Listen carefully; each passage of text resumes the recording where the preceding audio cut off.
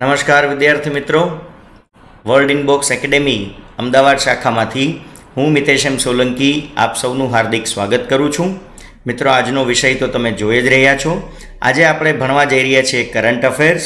August મહિનાના ચોથા અઠવાડિયામાં બનેલી કેટલીક મહત્ત્વની અને પરીક્ષાલક્ષી બાબતોનો આજે આપણે અભ્યાસ કરીશું. આજનો મારો જે આ લેક્ચર છે એ કરંટ અફેર્સનો ફર્સ્ટ પાર્ટ છે, એટલે કે આવનારા સમયમાં લગભગ 3 દિવસ સુધી હું તમને ઓગસ્ટ મહિનાના ચોથા અઠવાડિયાનું કરંટ અફેર્સ આપતો રહીશ. મેં તમને અગાઉ પણ કહેલું છે કે હવે હું તમને કરંટ અફેર્સ ખૂબ વિસ્તૃત રીતે આપીશ, જેથી તમે સારી રીતે તમારી નોટ્સ બનાવી શકો. બીજી વાત કે આજના મારા લેક્ચરનો ક્રમાંક છે 109. હવે લેક્ચર શરૂ કરતાં પહેલાં હું તમને એક માહિતી આપી દઉં કે આજના લેક્ચરમાં મેં કરંટ અફેર્સની જે શિક્ષણ પદ્ધતિ છે એમાં ખૂબ મોટા ફેરફાર કરેલા છે. અને મને પર્સનલી એવું લાગે છે કે જે રીતે હું તમને આજનું લેક્ચર આપીશ એ તમને વધારે ઉપયોગી થશે નોટ્સ બનાવવાની બાબતમાં.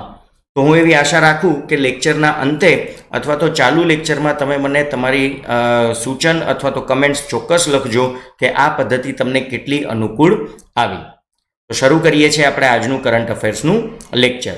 હવે આજે આપણે થોડો હાઇલાઇટરનો પણ ઉપયોગ કરશું, જેથી તમને આઈડેન્ટિફાઈ કરવામાં મજા આવે કે હું કયા વિષય ઉપર વાત કરી રહ્યો છું.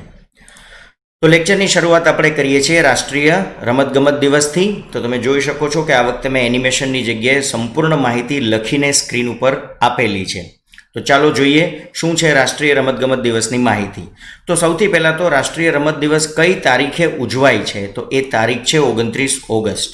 હવે શા માટે આપણે 29 ઓગસ્ટ તારીખને પસંદ કરી, તો એનું કારણ છે કે ભારતના હોકીના એક ખૂબ જ જાણીતા ખેલાડી મેજર ધ્યાનચંદ જે હતા એમનો જન્મદિવસ 29 ઓગસ્ટ છે. 29 ઓગસ્ટ 1905ના રોજ એમનો જન્મદિવસ આપણે ઉજવીએ છીએ અને એમની જ યાદમાં આપણે આ રાષ્ટ્રીય રમત દિવસ પણ ઉજવીએ છીએ. મેજર ધ્યાનચંદ હોકીના એટલા સારા ખેલાડી હતા કે એમને એક ઉપનામ આપવામાં આવેલું ધ વિઝાર્ડ, અને ગુજરાતીમાં આપણે એને હોકીના જાદુગર તરીકે પણ ઓળખીએ છીએ. જો તમે એની રમતગમતના જીવનની વાત કરો તો એમણે પોતાની સ્પોર્ટ્સ લાઈફ દરમિયાન કેટલા ગોલ કરેલા છે, તો એ પણ એક વિક્રમજનક સંખ્યા છે. 1000 કરતાં પણ વધારે ગોલ મેજર ધ્યાનચંદે પોતાની લાઈફમાં કરેલા છે. જો ઓલિમ્પિક ગોલ્ડ મેડલની વાત કરો તો તેમણે ભારતને સળંગ 3 ઓલિમ્પિક રમતોમાં, એટલે કે 1928, 1932 અને 1936ના ઓલિમ્પિકમાં સતત 3 વાર ગોલ્ડ મેડલ અપાવ્યું છે. જો ભારતના પ્રતિનિધિત્વની વાત કરો તો મેજર ધ્યાનચંદે કુલ 185 મેચમાં ભારત માટે કેપ્ટનશીપ કરેલી છે, અને આ 185 મેચમાં પણ એમણે 400થી પણ વધારે ગોલ કરેલા છે. આ બધી સિદ્ધિઓને કારણે જ એમને વર્ષ 1956માં પદ્મ વિભૂષણ પણ એનાયત કરવામાં આવેલો છે. અને હવે તમે જાણો છો કે રાષ્ટ્રીય રમત દિવસ ઉપર ભારત સરકાર બીજા ઘણા બધા રમતગમત સંબંધિત એવોર્ડ પણ આપે છે, જેમ કે Arjun award, Rajiv Gandhi Khel Ratna award, Dronacharya award અને ધ્યાનચંદ એવોર્ડ પોતે. તો આ વાત થઈ રાષ્ટ્રીય રમત દિવસની. હવે આગળ આપણે વાત કરીએ છીએ કે ભાઈ 29 ઓગસ્ટે કયા કયા એવોર્ડ આપવામાં આવ્યા અને કોને આપવામાં આવ્યા. તો ચાલો જોઈએ રાષ્ટ્રીય રમતગમત એવોર્ડ. સૌથી પહેલાં વાત કરીએ આપણે રાજીવ ગાંધી ખેલરત્ન એવોર્ડની. તો મિત્રો, આ એક બહુ યુનિક એવોર્ડ છે, કારણ કે આની એક જે જોગવાઈ છે એ બહુ અગત્યની છે. રાજીવ ગાંધી ખેલરત્ન એવોર્ડ કોને આપવામાં આવે છે, તો ખાસ યાદ રાખજો, જે ખેલાડીએ છેલ્લા 4 વર્ષમાં, આ બહુ મહત્ત્વની જોગવાઈ છે, સતત રમતગમત ક્ષેત્રે ઉત્કૃષ્ટ પ્રદર્શન કરેલું હોય એ ખેલાડીને જ રાજીવ ગાંધી ખેલરત્ન એવોર્ડ મળે છે. માટે 1 વર્ષ, 2 વર્ષ કે 3 વર્ષ સુધીના પરફોર્મન્સને ધ્યાનમાં નથી લેવાતું, સળંગ 4 વર્ષના પરફોર્મન્સને ધ્યાનમાં લેવામાં આવે છે. આ વર્ષે એટલે કે 2020માં રાજીવ ગાંધી ખેલરત્ન એવોર્ડ કોને આપવામાં આવ્યા, તો એ છે રોહિત શર્મા, મરિયાપ્પન થાંગવેલુ, વિનેશ ફોગટ અને રાની રામપાલ. આ 4 ખેલાડીઓને મળેલા છે. ત્યાર પછી બીજા એવોર્ડની વાત કરીએ, અર્જુન એવોર્ડની વાત કરીએ. તો 2020માં અર્જુન એવોર્ડ ખૂબ મોટી સંખ્યામાં આપવામાં આવેલા છે. તમે જોઈ રહ્યા છો 27 ખેલાડીઓને અર્જુન એવોર્ડ મળ્યા.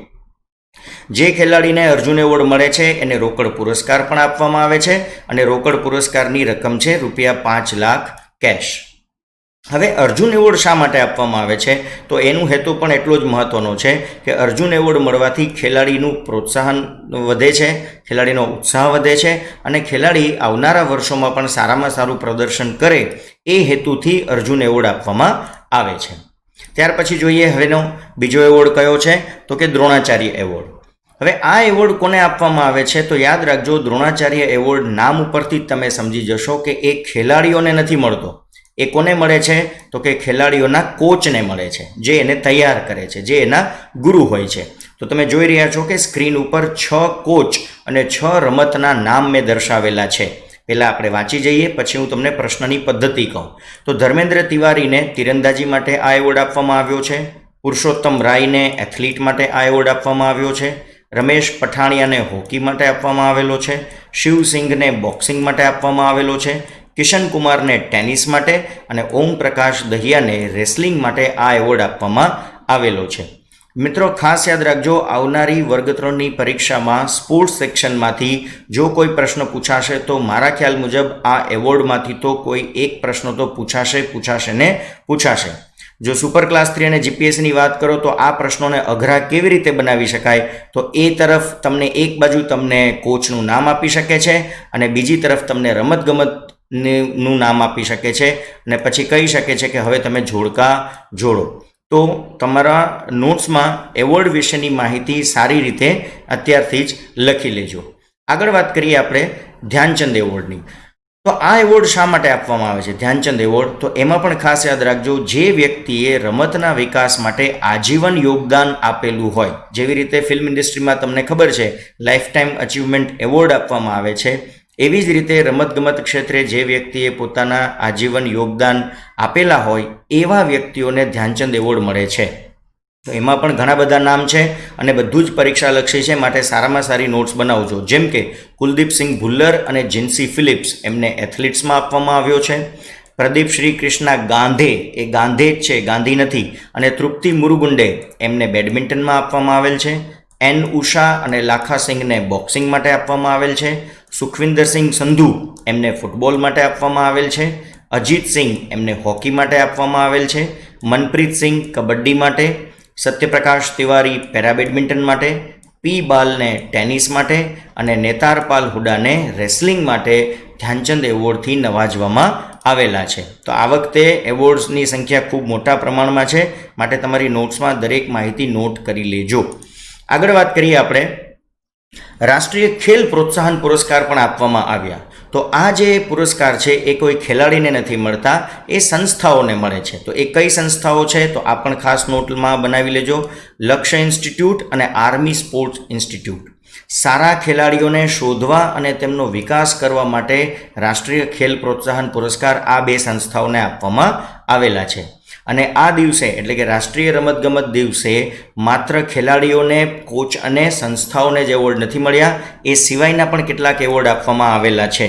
જેમ કે CSR અંતર્ગત, હવે CSR એટલે શું તો કે કોર્પોરેટ સોશિયલ રિસ્પોન્સિબિલિટી, જે ખાનગી કંપનીઓ નફો કરતી હોય એના કેટલાક ટકા એ સામાજિક વિકાસના ભાગરૂપે ડોનેટ કરતા હોય છે. તો એ CSRના ભાગરૂપે યુવા ખેલાડીઓને શોધવાના એક અભિયાનના ભાગરૂપે ONGCને આ એવોર્ડ આપવામાં આવેલો છે. બીજું, રમતગમત સાથે જોડાયેલ ખેલાડીઓને નોકરી આપવા માટે, તમને ખ્યાલ છે સરકારી નોકરીઓ અને ખાનગી નોકરીઓમાં સ્પોર્ટ્સ કોટા હોય છે, તો એના માટે એરફોર્સ સ્પોર્ટ્સ કંટ્રોલ બોર્ડને પણ આ વખતે એક એવોર્ડ આપવામાં આવેલો છે. રમતગમત અને તેના વિકાસ માટે ઇન્ટરનેશનલ ઇન્સ્ટિટ્યૂટ ઓફ સ્પોર્ટ્સ મેનેજમેન્ટને એવોર્ડ આપવામાં આવેલો છે. અને ઉપરોક્ત તમામ એવોર્ડ કોના હાથે આપવામાં આવે છે તો એ આપણા ભારતના તત્કાલીન રાષ્ટ્રપતિ રામનાથ કોવિંદના હસ્તે આપવામાં આવે છે. આ એવોર્ડ ક્યારે એનાયત કરવામાં આવે છે, આવશેની જગ્યાએ, તો એ છે 29 ઓગસ્ટ, એટલે કે એવોર્ડ હવે અપાઈ ચૂક્યા છે. ચલો આગળ વાત કરીએ. હવે આવે છે દિવ્યાંગ વ્યક્તિને NFSA 2013 અંતર્ગત સમાવી લેવાનો આદેશ કરવામાં આવ્યો. તો સૌથી પહેલાં એ જોઈ લઈએ કે આ આદેશ કોને કર્યો. તો આ આદેશ કેન્દ્ર સરકારે દરેક રાજ્ય અને કેન્દ્રશાસિત પ્રદેશની સરકારને કર્યો છે. તમે જુઓ, દિવ્યાંગ વ્યક્તિની વાત છે અને NFSA એટલે શું તો એ છે નેશનલ ફૂડ સિક્યુરિટી એક્ટ, એટલે કે રાષ્ટ્રીય ખાદ્ય સુરક્ષા કાયદો, જે વર્ષ 2013માં આવેલો. તો કેન્દ્ર સરકારે રાજ્ય સરકારને શું આદેશ કર્યો છે તો એમણે એવું કહ્યું કે જે દિવ્યાંગ વ્યક્તિ પાસે રેશન કાર્ડ નથી, તેમ છતાં આત્મનિર્ભર ભારત જે વડાપ્રધાન શ્રી નરેન્દ્ર મોદીએ જાહેર કરેલું છે એ અભિયાન અંતર્ગત આ દિવ્યાંગ વ્યક્તિઓને NFSAનો લાભ આપવો. એટલે કે રાષ્ટ્રીય ખાદ્ય સુરક્ષા કાયદા અંતર્ગત એમને લાભ આપવો. હવે NFSAની એક કલમ છે જેમાં અંત્યોદય અન્ન યોજનાની જોગવાઈ કરેલી છે. અંત્યોદય અન્ન યોજના એ તમે જો વાંચતા હશો તો AAY તરીકે ઓળખાય છે. એ 10મા નંબરની કલમમાં એનો ઉલ્લેખ કરેલો છે. તો શું છે આ ઉલ્લેખ એ પણ આપણે જોઈ લઈએ. અંત્યોદય અન્ન યોજનામાં તો ઉપરોક્ત યોજના કયા કાયદા અંતર્ગત આવે છે? અંત્યોદય અન્ન યોજના તો એ આવે છે NFSA અંતર્ગત, એટલે કે રાષ્ટ્રીય ખાદ્ય સુરક્ષા કાયદા અંતર્ગત. અંત્યોદય યોજનાનો જે લાભાર્થી હોય એને શું મળે? તો એને 35 કિલો અનાજ કુટુંબ દીઠ મળે. ખાસ યાદ રાખજો, અહીંયા કુટુંબ દીઠ છે, એટલે એક કુટુંબમાં સરકાર 5 સભ્યોનો સમાવેશ કરે છે. એટલે એક કુટુંબ જો AAYનો લાભ લેશે તો કેટલું અનાજ મળશે? 35 કિલો. હવે એના લાભાર્થી કોણ હોય? તો એના લાભાર્થી યાદ રાખજો, હંમેશા ગરીબી રેખાની નીચે જીવતા લોકો જ હોય છે. આપણે આ યોજનાનો લાભ ન લઈ શકીએ. હવે ભારતના કેટલા લોકોને અંત્યોદય અન્ન યોજનાનો લાભ મળે છે? જો એવો પ્રશ્ન પૂછે તો યાદ રાખજો 2.5 અઢી કરોડ કુટુંબ. જો શબ્દ કુટુંબ છે એટલે ખાસ યાદ રાખજો, ગરીબી રેખા નીચે જીવતા 38% લોકોનો એમાં સમાવેશ થઈ ગયો. જ્યારે તમે 2.5% કુટુંબ બોલો છો ભારતની કુલ જનસંખ્યાનું, તો એનો મતલબ તમે ભારતની 38% જનસંખ્યાને આ કાયદા અંતર્ગત આવરી લીધા. ચલો હવે જોઈએ NFSA શું છે. કેમ કે હવે હું તમને વિસ્તૃત રીતે કરંટ અફેર્સ આપું છું એટલે તમારી ધીરજની પણ આ પરીક્ષા છે. તમારે બધી માહિતી શોધવી ન પડે એટલે હું જોડાયેલી માહિતી પણ આપું છું. એટલે આઈ હોપ કે તમને આ પેટર્ન ગમશે. તો NFSA શું છે? National food security act. તો આ જે કાયદો છે એ અંતર્ગત TPDS, તો પહેલાં તો એ ખબર હોવી જોઈએ કે TPDS એટલે શું. તો નોટ કરી લો, ટાર્ગેટેડ પબ્લિક ડિસ્ટ્રીબ્યુશન સિસ્ટમ. સસ્તા અનાજની જે દુકાન છે તો એક સાચા માણસ સુધી આ જાહેર સહાય પહોંચે એ મુજબ આ કામગીરી કરવામાં આવે છે. તો સસ્તા દરે અનાજ આપવાની આ એક યોજના છે NFSA. આ કાયદામાં કેટલા ટકા ગ્રામ્ય વસ્તીનો સમાવેશ કરવામાં આવે છે? તો એ છે 75%. જુઓ, ભારતની 75% ગ્રામ્ય વસ્તી, જે કુલ ગ્રામ્ય વસ્તી હોય ભારતની એની 75% વસ્તી NFSAનો લાભ લે છે. અને જો તમે શહેરી વસ્તીની વાત કરો તો શહેરમાં વસતા ગરીબોની 50% જનસંખ્યા પણ આ NFSA એક્ટનો લાભ લે છે. હવે જો તમે ઉપરોક્ત આંકડાઓને ક્યુમ્યુલેટિવ જુઓ તો ભારતની કેટલી વસ્તીને NFSA કાયદાના અંતર્ગત આવરી લેવામાં આવી? તો એ છે 2/3. એટલે કે ભારતની 66% વસ્તી એ NFSA અંતર્ગત લાભ લે છે. હવે શું મળે છે? તો કે ભાઈ NFSA અંતર્ગત ગરીબી રેખા નીચે જીવતા વ્યક્તિને 5 કિલો અનાજ વ્યક્તિ દીઠ, જુઓ અહીંયા વ્યક્તિ દીઠ છે, અંત્યોદય અન્ન યોજનામાં એ 35 કિલો કુટુંબ દીઠ હતું, અહીંયા 5 કિલો અનાજ વ્યક્તિ દીઠ છે. અને ભાવ શું હોય છે સસ્તા અનાજની દુકાનમાં? તો કે ચોખા 1 રૂપિયે કિલો મળશે, ઘઉં 2 રૂપિયે કિલો મળશે અને કઠોળ 3 રૂપિયે કિલો મળશે. એનો મતલબ કે 3 ને 2 5 ને 1 6 રૂપિયામાં તમે સારામાં સારું અનાજ મેળવી શકો છો. આ ઉપરાંત NFSA અંતર્ગત ગર્ભાવસ્થા દરમિયાન મહિલા અને જ્યારે બાળક ધાવણું હોય ત્યાં સુધી માતાને ન્યૂનતમ 6,000 રૂપિયાની સહાય મળે છે. જો તમે સરકારી યોજનાઓ ધ્યાનથી ક્યાંક વાંચશો તો તમને એવું જાણવા મળશે કે આ જે 6,000 રૂપિયા છે એ 2,000 રૂપિયાના 3 ટુકડે માતાને આપવામાં આવે છે, જ્યારે એ પ્રેગ્નન્ટ હોય ત્યાંથી શરૂ કરી અને બાળક ધાવણું હોય ત્યાં સુધી. આ ઉપરાંત NFSA અંતર્ગત બાળક 14 વર્ષનું થાય ત્યાં સુધી પોષણયુક્ત આહાર પણ આપવામાં આવે છે. તો આ વાત થઈ NFSAની કેટલીક મહત્વની બાબતો વિશે.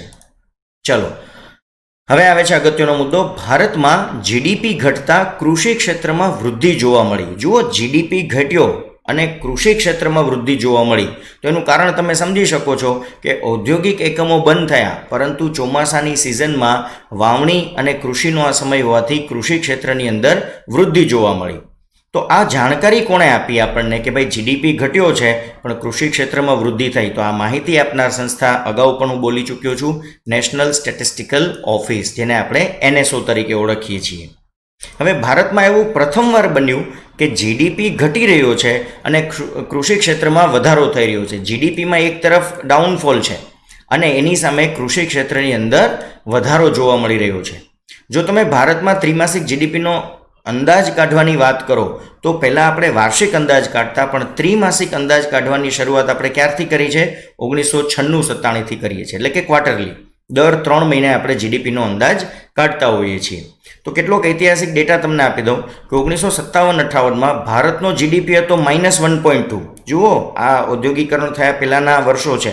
તો જીડીપી હતો -1.2. તો કૃષિ દર પણ કેટલો હતો? કૃષિ વૃદ્ધિ દર -4.5. 65-66ની વાત કરો તો જીડીપી હતો -3.7 અને કૃષિ વૃદ્ધિ દર કેટલો હતો? -11%. આ એ સમય છે જ્યારે આપણે વિદેશથી ઘઉં આયાત કરતા. અને 1979-80માં ભારતનો જીડીપી હતો -5.2, પણ એની સામે આપણો કૃષિ વૃદ્ધિ દર જે છે એ થોડો પોઝિટિવ થયો 0.12. આ બધી માહિતી તમને મિત્રો પુસ્તકોમાં પણ નહીં મળે, એટલે તમે આ બધી નોટ્સ બનાવજો. તમને સુપર ક્લાસ 3 અને જીપીએસસી સુધી ઉપયોગી થાય એવું કરંટ અફેર્સ આપવાનો પ્રયત્ન કરું છું. હવે કૃષિની જ્યારે વાત કરીએ છીએ તો ભારતનો કૃષિ માટેનો ધ્યેય શું છે? તો તમે જાણો છો આપણા તત્કાલીન વડાપ્રધાન શ્રી નરેન્દ્ર મોદી એવું ઈચ્છે છે કે વર્ષ 2022 સુધીમાં ખેડૂતની આવક જે છે એ બમણી થાય.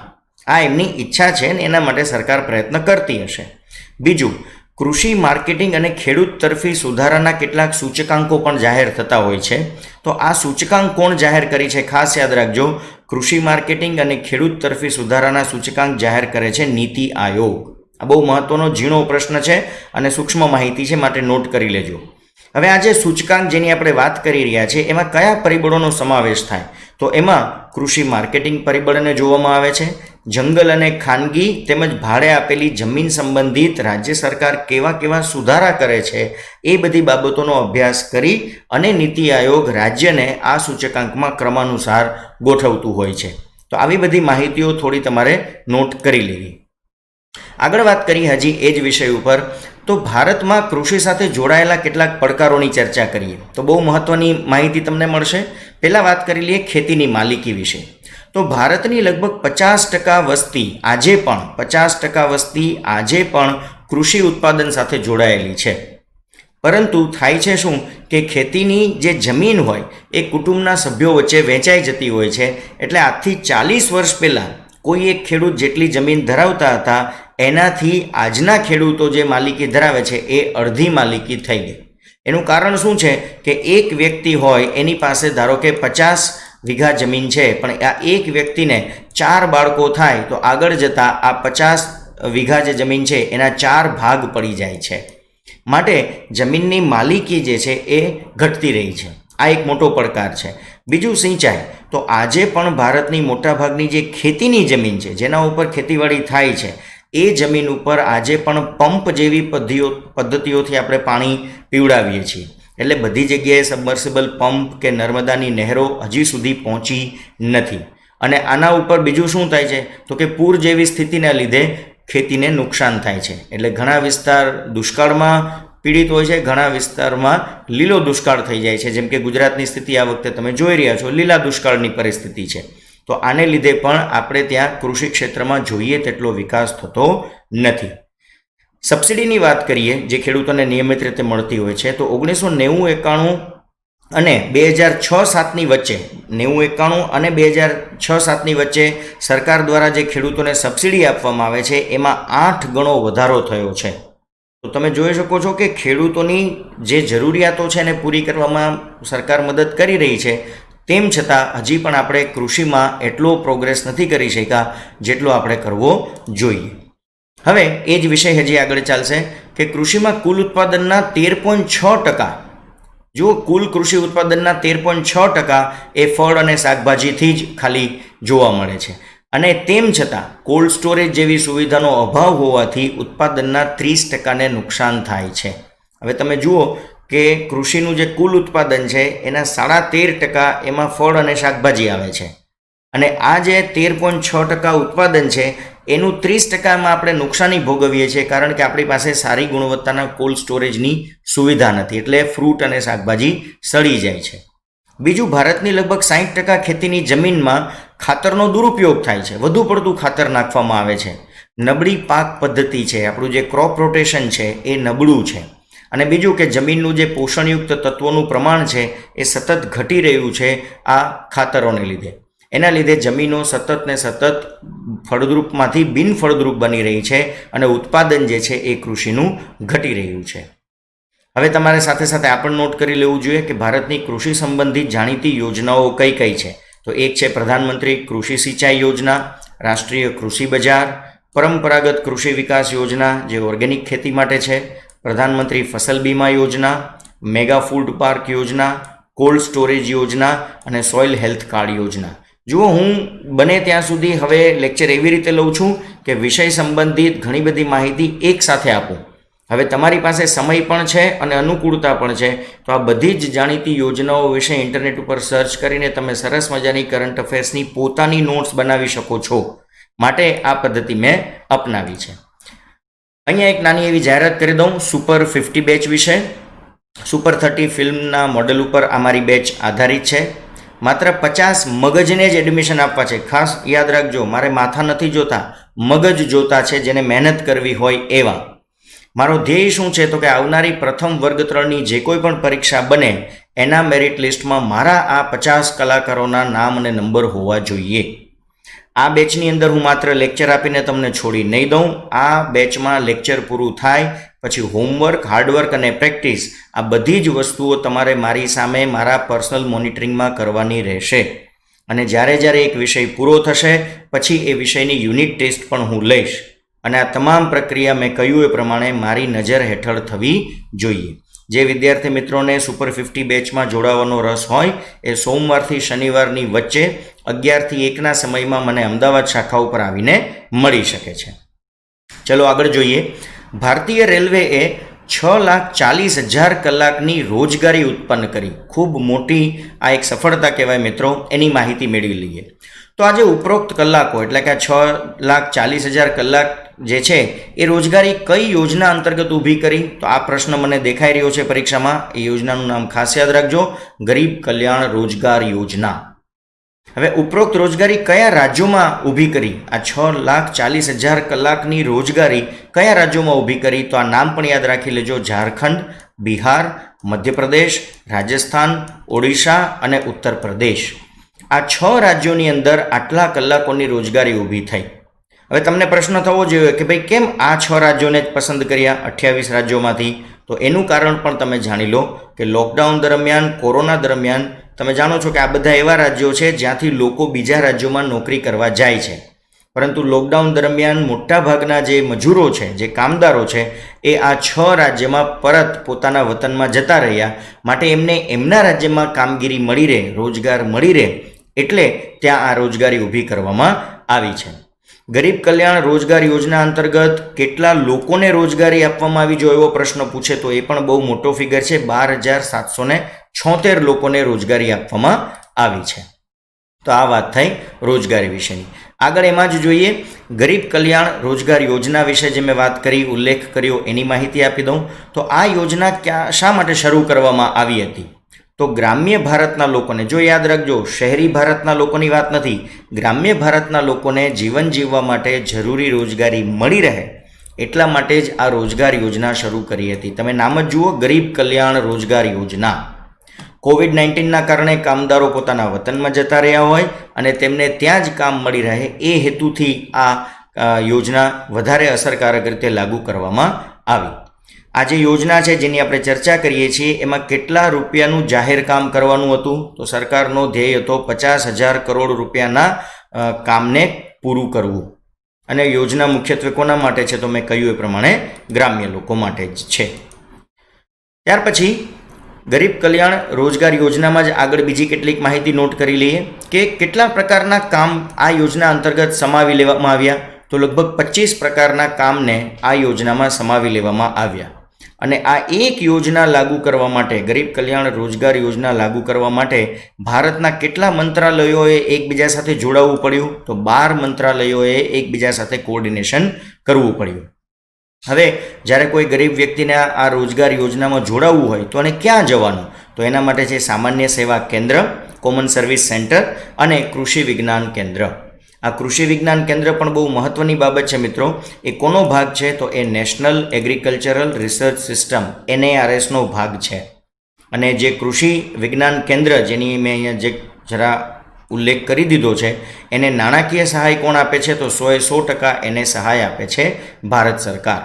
મિત્રો, આ હવેથી આ લેક્ચરથી કદાચ તમને એવું થશે કે આ કરંટ અફેર્સનું સ્વરૂપ બદલાઈ ગયું, પણ એકચ્યુઅલમાં કરંટ અફેર્સ તૈયાર કરવું ને એ એક જાતની કળા છે અને એ હું તમને બતાવી રહ્યો છું. આઈ હોપ કે આ લેક્ચર મારો પ્રયોગ સફળ રહેશે અને તમને આ માહિતીઓ ઉપયોગી નીવડશે. હું નથી જાણતો કે તમે આ લેક્ચરને કેટલી હદે પસંદ કરશો, પણ મેં જ્યારે તૈયાર કર્યું ત્યારે એક ઉમેદવાર તરીકે તૈયાર કરેલું છે કે વિદ્યાર્થીને પોતાની કરંટ અફેર્સની દરેક માહિતી એક જ જગ્યાએ જો મળી જતી હોય તો એ સૌથી સારી નોટ્સ મારી દ્રષ્ટિએ કહેવાય છે. આગળ વધીએ. ભારતનો સૌથી લાંબો રોપવે લોકો માટે શરૂ કરવામાં આવ્યો. તો રોપવે કયા રાજ્યમાં શરૂ કરવામાં આવ્યો? તો એ છે આસામ. વર્ગ 3માં સીધો પ્રશ્ન પૂછાઈ શકે છે. બીજો એક પ્રશ્ન એવો પણ બને કે આ જે રોપવે છે, જે ભારતનો સૌથી લાંબો રોપવે છે, એ કઈ નદી ઉપર શરૂ કરવામાં આવ્યો? તો એ છે બ્રહ્મપુત્ર નદી. રોપવેની લંબાઈ કેટલી છે? તો એ છે 2 કિલોમીટર. એટલે 2 કિલોમીટર સુધી તમે રોપવેમાં મુસાફરી કરી શકો છો. અને આ 2 કિલોમીટરનું અંતર રોપવે કેટલા સમયમાં પસાર કરે છે? તો માત્ર 7 મિનિટમાં. અને જો કોઈ એક વ્યક્તિને એક તરફ મુસાફરી કરવી હોય, એટલે પોઈન્ટ A થી પોઈન્ટ B જવું હોય, તો માત્ર 60 રૂપિયા જેવું નજીવું ભાડું ચૂકવવાનું થાય છે.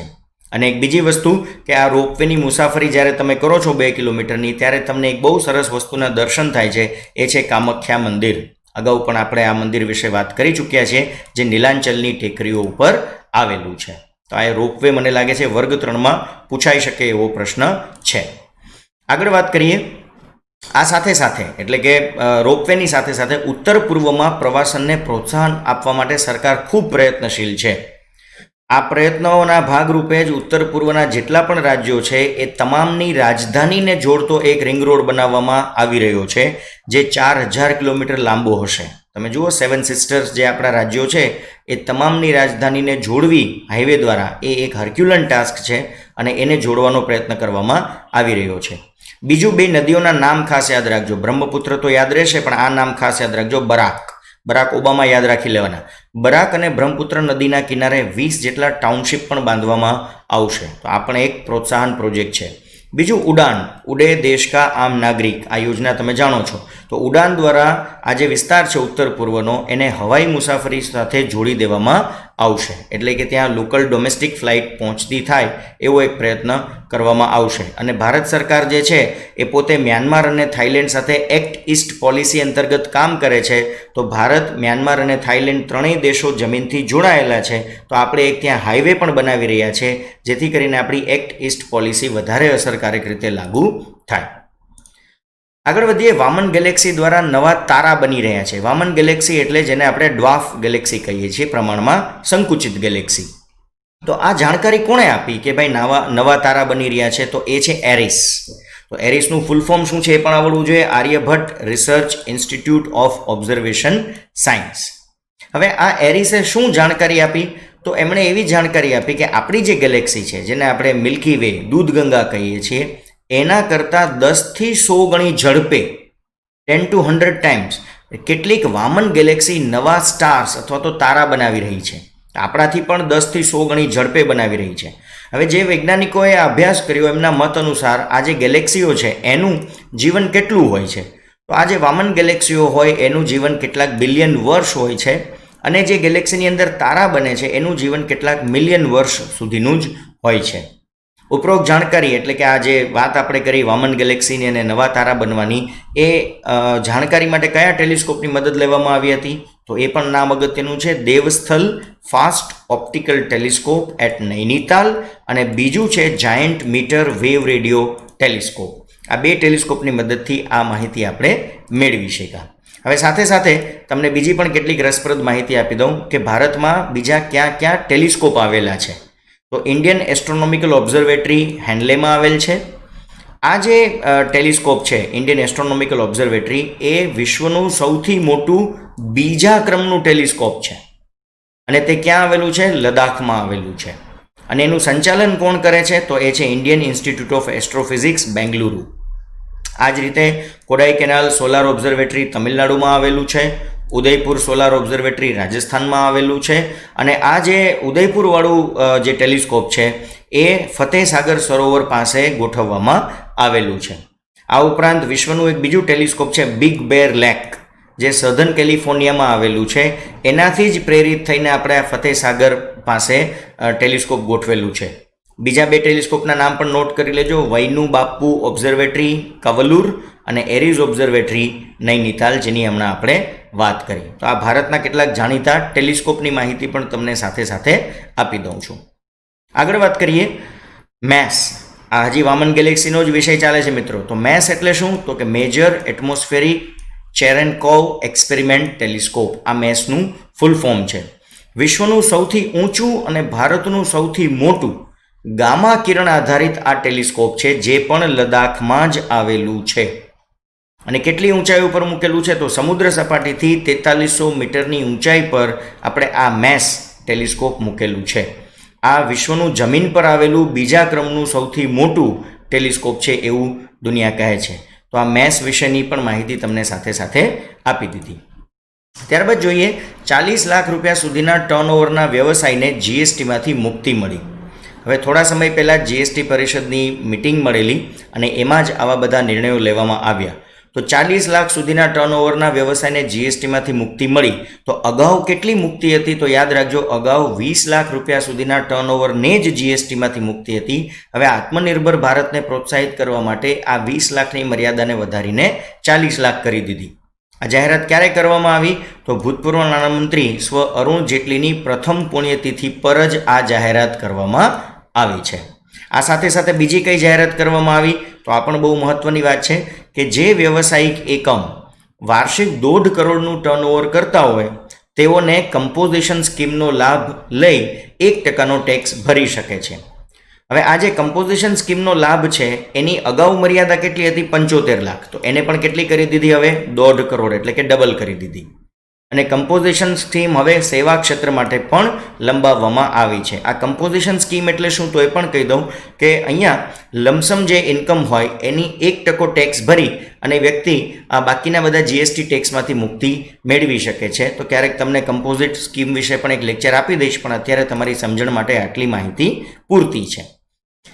પછી આવે છે નેશનલ કોઓર્ડિનેશન કમિટીની બેઠક થઈ. તો આ શું છે? તો પહેલાં તો એ જોઈ લઈએ કે ભાઈ આ બેઠક કોની વચ્ચે થઈ. તો આ બેઠક ભારતના વિદેશ બાબતોના મંત્રી અને ઉઝબેકિસ્તાનના નાયબ પ્રધાનમંત્રી વચ્ચે થઈ. ટૂંકમાં આ ભારત અને ઉઝબેકિસ્તાન નામના બે દેશ વચ્ચે આ બેઠક થઈ. ભારત અને ઉઝબેકિસ્તાન વચ્ચે કેટલો વેપારી સંબંધ છે? તો એ છે $300 મિલિયન, 300 મિલિયન USD, જેમાં મુખ્યત્વે આપણે એમને ફાર્માસ્યુટિકલ બાબતોમાં વધારે વસ્તુઓ પહોંચાડીએ છીએ. ભારતની મદદથી તાશ્કંદમાં એક સ્થાપના પણ કરવામાં આવી. તો એ શું સ્થાપના કરવામાં આવી? IT park. જુલાઈ 2019માં આપણે આ કરેલું છે. ભારત અને ઉઝબેકિસ્તાન વચ્ચે સંયુક્ત સૈન્ય અભ્યાસ પણ થાય છે, જેનું નામ છે દસ્તલીક. ધ્યાન રાખજો, દસ્તલીક છે. અને આ અભ્યાસ સૌ પ્રથમવાર ક્યારે યોજાયો હતો? 2019થી. તો એવું કહી શકાય કે ઉઝબેકિસ્તાન જે છે એ હવે આપણું એક નવું પાર્ટનર છે અથવા તો નવો મિત્ર છે.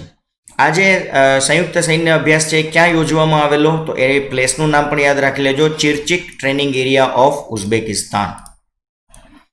આગળ એ જ બાબતમાં વાત કરીએ કે ભારત માટે ઉઝબેકિસ્તાન શા માટે મહત્વ ધરાવે છે? તો ઉઝબેકિસ્તાન પાસે ખૂબ મોટા પ્રમાણમાં યુરેનિયમનો જથ્થો રહેલો છે. વિશ્વમાં સૌથી વધારે યુરેનિયમનો જથ્થો જો કોઈ પાસે હોય તો એ છે ઉઝબેકિસ્તાન. અને વિશ્વમાં યુરેનિયમના જથ્થામાં જો બીજો ક્રમ કોઈ ધરાવતું હોય તો એ છે આપણે. એટલે પ્રથમ ક્રમે ઉઝબેકિસ્તાન છે, બીજા ક્રમે ભારત છે. યુરેનિયમની નિકાસ કરવામાં ઉઝબેકિસ્તાનનો વિશ્વમાં કેટલામો ક્રમ છે? તો એ છે 7મો. અને ભારત ઉઝબેકિસ્તાન સિવાય પણ ઘણા બધા દેશો પાસેથી યુરેનિયમ આયાત કરે છે. તો એ દેશો કયા છે? પહેલું તો ઉઝબેકિસ્તાન છે, બીજું કેનેડા અને ત્રીજું છે ઓસ્ટ્રેલિયા.